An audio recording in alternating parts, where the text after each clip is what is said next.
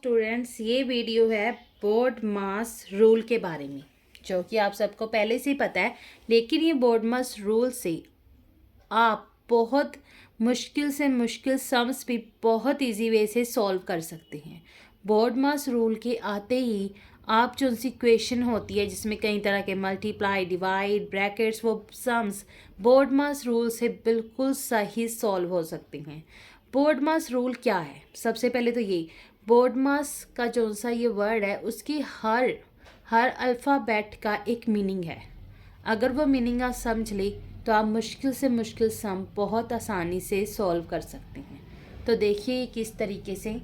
P का meaning क्या है? पी का मीनिंग है ब्रैकेट। जी, ब्रैकेट किसी भी तरह की हो, उससे आप सबसे पहले ब्रैकेट ही सॉल्व करेंगे। ऑफ, ओ का मीनिंग होता है ऑफ। अब आप कहेंगे ऑफ क्या होता है? ऑफ जैसे ब्रैकेट के बिल्कुल बाहर, जैसे 2 है और अंदर है 5 डिवाइड 2 मल्टीप्लाई 3, कुछ भी हो, लेकिन उसके बाहर जो सी ये है होते हैं 2, वो होगा ऑफ। जो ब्रैकेट के बिल्कुल बाहर इनटू है वो होगा ऑफ। ये होता है ऑफ का मीनिंग जो ओ का है। और इसके आगे है डी। डी का है डिवाइड, एम का मल्टीप्लाई, ए का एडिशन और एस का सब्ट्रैक्शन। ठीक है फ्रेंड्स, तो एस का है सब्ट्रैक्शन।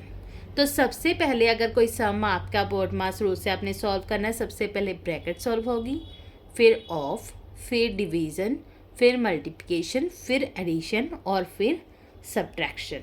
तो अब आपके साथ हम जो है सम सॉल्व करेंगे बोर्ड मास रूल से। जी हाँ, बोर्ड मास रूल के बहुत सम्स होते हैं जो कि हम बहुत इजी वे से सॉल्व करेंगे। आप देखिए कि बोर्ड मास रूल से कैसे सम सॉल्व हो जाते हैं। तो सबसे पहले हम एक सम लेते हैं, जैसे कि बहुत इजी सम लिया मैंने, 8 + 12 और इसके आगे मैंने ले लिया +3 - 4। सोचिए मैंने ये सम लिया है, तो इसका मैंने अब किस तरह से करना है। अब ये देखिए इसमें क्या है, सिर्फ एडिशन और सब्ट्रैक्शन, और हमें बोर्ड मास रूल के अकॉर्डिंग चलना है। तो इसमें सबसे पहले क्या आता है? एडिशन। तो सबसे पहले आप इसमें प्लस प्लस का आप सम सॉल्व कर लीजिए, उसके बाद आप सब्ट्रैक्शन कीजिए। 12 8 20 23 23 - 4। अब आप इसे सॉल्व करेंगे तो आ गया 90। करेक्ट, ये है हमारा आंसर। और इसके अलावा हम अब एक और सम लेते हैं।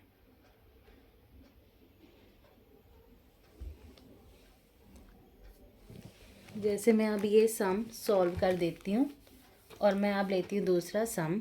तो मैंने वो ये लिया है 35 + 24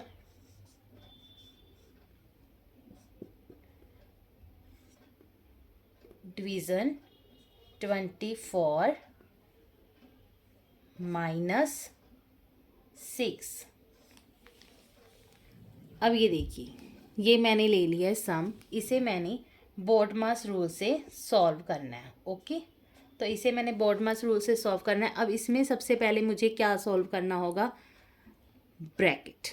जी हाँ, सबसे पहले ब्रैकेट सॉल्व करनी है। 24 में से -6 करेंगे तो कितना आ जाएगा? 24 - 6। तो इसको हम बिल्कुल वैसे ही लिख लेते हैं, जो हमारा है उसको बिल्कुल हाथ नहीं लगाना है। यहाँ पे हमारा आ गया 24 - 6 18। तो हमारी ब्रैकेट सॉल्व हो गई। उसके बाद हमने क्या करना है? उसके बाद आप देखिए, पहले प्लस है, ये डिवीज़न। सबसे पहले क्या होगा? एडिशन से पहले डिवीज़न। तो आपने पहले इस डिवीज़न को सॉल्व कर लेना है। 24, तो इसको आप ऐसे लिख सकते हैं 24 18। इसको आप कर दो अगर सॉल्व, जैसे होता है 6 के टेबल पे, 6 6 × 18 6 × 24। 6 3 ज़ा 18 एंड 6 4 ज़ा 24, तो आपका आ गया इतना। ओके, आपका इतना आ गया। अब हमने इसका क्या ले लेना, नीचे जहाँ कुछ नहीं होता वहाँ आप 1 लगा दो, और इसको हमने सॉल्व कर लेना है, नीचे रख लेना है 3।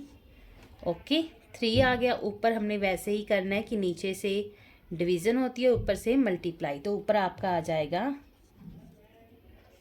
इतना +4। ओके, तो आपका आंसर आ गया 109/3। ये आपका आंसर है।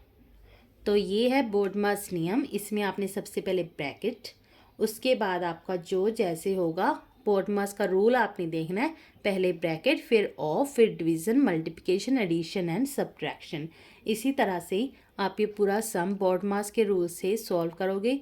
कोई भी ऐसी इक्वेशंस है जिसमें बहुत सारी मल्टीप्लाई हैं, बहुत सारा वो एडिशन मल्टीप्लिकेशन डिवीज़न या ब्रैकेट्स हैं, तो इस तरीके से आप सॉल्व कर सकते हो। बहुत इजी वे है। बोर्ड मास का रूल आते ही आप बड़े से बड़े सम्स भी सॉल्व बहुत आसानी से हो जाएंगे और बिल्कुल करेक्ट आंसर आएगा बोर्ड मास रूल के हिसाब से। Okay, thank you.